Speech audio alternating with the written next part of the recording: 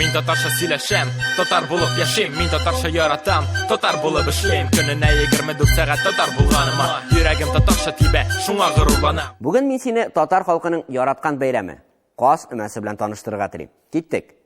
В национальной культуре татар много веселых праздников, интересных, занимательных обрядов, обычаев и традиций. Народ многие работы, требующие больших физических сил, много времени, привык выполнять вместе и коллективно. До сих пор в деревнях сохранилась эта традиция – үмә – коллективный труд. Этот обряд проходит поздней осенью или в начале зимы, после первых заморозков. Достаток и благополучие хозяйки оценивались по количеству и упитанности гусей. Үмә – collective work – коллективный труд. Үмә – collective work – коллективный труд. Казларны йолку – plucking of geese – ощипывание гусей.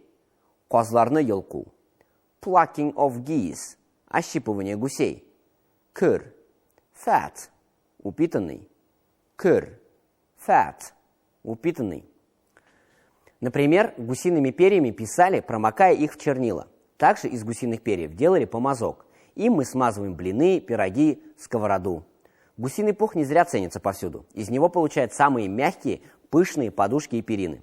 Также гусиные крылья служат для подметания полов. Раньше ими выметали оставшуюся золу из печей.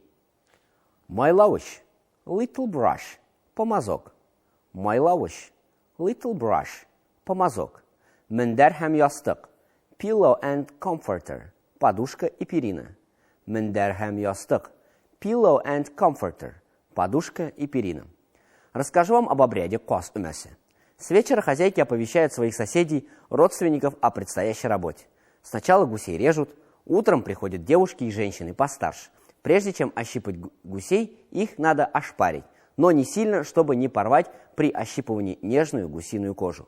После того, как гуси ощипаны, девушки спускаются к речке, чтобы помыть гусей холодной водой. По дороге они разбрасывают гусиные крылышки. Этот обычай гласил о том, что на следующий год в тропинке будут толпиться молодые гуси. Пока девушки моют гусей, хозяйка дома печет блины, готовит вкусный обед. Девушки возвращаются, переодеваются в свои чистые наряды, и тут начинается веселье. Ну какое же веселье без женихов? Юноши тоже готовятся к празднику, заранее узнают, где будет Каз өмәсе. Но только достойные парни попадают на праздник. При входе девушки им предлагают купить крылышки. Если у юношей нет денег, сладостей или еще чего-то, их при входе почуют полотенцем по спине. Начинается веселье, которое длится до самого утра. Каз өмәсе турында сөйләшкәндә өйрәнгән сүзләрне кабатлап алыйк. Үмә – collective work – коллективный труд.